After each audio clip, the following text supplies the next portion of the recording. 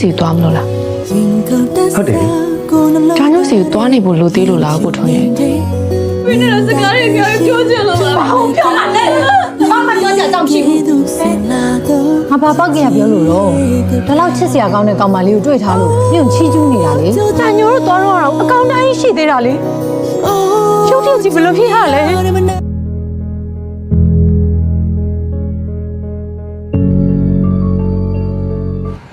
ဒါစနေတော့မှရေတက်ပေးခဲ့တာဟာ ငါစောက်ရှောက်ပါမယ်လို့အတန်တန်ပြောတော့မှလေနေအထုံးကိုစံရောစင်မကုန်သေးလို့ငါ့ကိုလက်မခံခဲ့တာမလား ငါစိတ်မကောင်းတာနင့်အတွက်ပဲ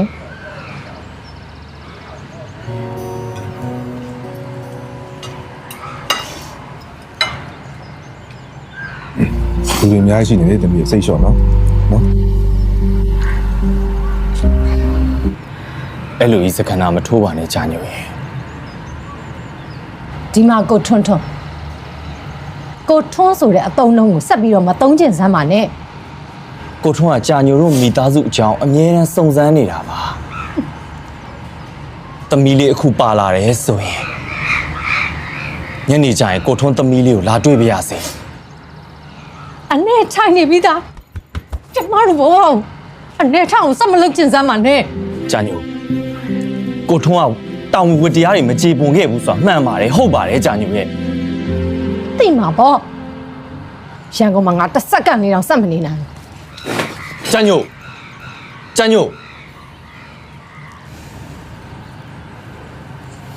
ယောက်ျားရုပ်ထွန်းထွန်းတလာလမ်းမဲရောက်ပြီးအရှက်မရှိတဲ့စိုးစိုးလေးငရဲပန်းပွင့်သွားတဲ့လှိုင်းလီကြားကပန်းရွှေကြားဆက်သိမ်းပိုင်ကိုရောက်လာပါပြီကိုဝင်းတဲ့ကြာညိုလေးကိုနှိမ့်ဆက်ခဲ့သမျှကန်တရားကအခုတော့အတိုးချပြီးပြန်တောင်းလိုက်ပြီဗျို့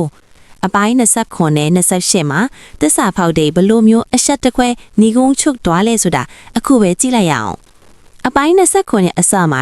တွန်းထွန်းရဲ့ကဘာကြီးတစ်ခုလုံးပြိုကျသွားရတာဗလား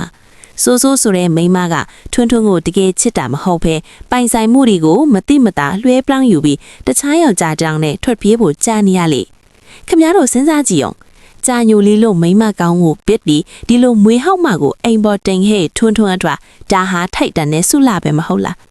ထွန်းထွန်းခင်ဗျာကုမ္ပဏီလဲစုံအိမ်လဲအသိမ်းခံလာတဲ့အပြင်စိုးစိုးရဲ့သစ္စာဖောက်မှုကိုပါတိလိုက်ရတဲ့အချိန်မှာတော့အယူတယောက်လိုလမ်းပေါ်မှာအော်ဟစ်နေရတော့တာပေါ့ကြာညိုလေးကတော့အရင်လိုအငိုတန်နဲ့မိန်းကလေးမဟုတ်တော့ဘူးဗျအပိုင်း28မှာကြာညိုလေးဟာကိုပိုင်စီးပွားရေးတစ်ခုနဲ့အောင်မြင်နေတဲ့လုပ်ငန်းရှင်အမျိုးသမီးတစ်ယောက်ဖြစ်ဖန်ပေါ်လာခဲ့တာသူ့ရဲ့ပိုက်သေးကညင်သွေးလေးကိုလည်းချမ်းချမ်းမာမွေးဖွားနိုင်ခဲ့ပြီလीရွှွနွန်နဲ့ကပန်းရွှေကြဆိုတဲ့အတိုင်းလောကရန်လှိုင်းတွေကိုကြော်ဖြတ်ပြီးပူလို့တောင်တောက်ပလာတာဗျာထွန်းထွန်းကအဝတ်စုပ်တွေနဲ့ကြာညိုလေးစီလာပြီးဒူးလောင်တောင်းမှန်တဲ့အခါကြာညိုလေးကဘာလုပ်တယ်ထဲလဲရှင်ကျမကိုတောင်းမှန်စရာမလိုပါဘူးရှင်ရဲ့ကံကျမကိုပဲရှင်ခံစားပါဆိုတဲ့ကြာညိုလေးရဲ့တီငင်လွန်းတဲ့စကားကထွန်းထွန်းကိုပါးရိုက်လိုက်တာထက်တောင်ပိုနာကျင်စေရတာဗျာကြာညိုလီဟာထွန်းထွန်းပေးတဲ့ပတ်စံရီဟောင်းလေးကိုအမိုက်ပုံခဲပစ်ထည့်လိုက်ပြီးသူ့ရဲ့ကားအကောင်စားကြီးကိုမောင်းထွက်သွားတဲ့အခန်းကတော့တကယ်ကိုအားရစရာကြီးဗျာစိုးစိုးကတော့သူခိုးယူထားတဲ့ပိုင်ဆိုင်မှုတွေနဲ့အတူရဲဖမ်းတာခံလိုက်ပြီးထောင်ထဲမှာသူ့ရဲ့ဇက်သိန်းကိုတွေးလိုက်ရပြီလေ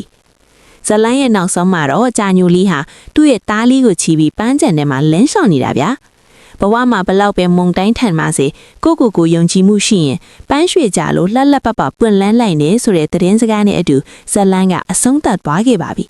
တစ္ဆာဖောက်တွေကတော့အောင်မောင်ထဲမှာကြံခဲ့ပြီးကြာညိုလေးကတော့အလင်းရောင်ထဲမှာဘဝတစ်ကိုစတင်လိုက်ပြီပေါ့တကယ်ကိုကျေနပ်စရာကောင်းတဲ့ဇက်သိန်းလေးပဲမဟုတ်လား